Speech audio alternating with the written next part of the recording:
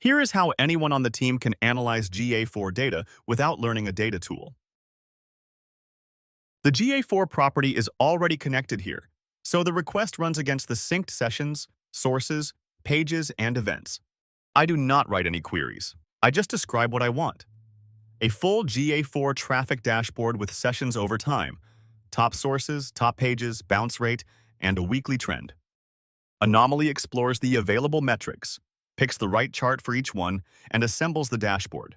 The build time is compressed. And here is the result.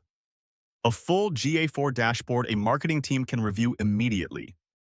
The top section holds the headline Metrics. The core GA4 numbers a marketing team checks first, all in a single view. Trends over time, so changes in traffic are easy to read at a glance. A breakdown of where the traffic actually comes from. And the content side, which pages and segments carry the most engagement. Connected GA4 plain English full dashboard.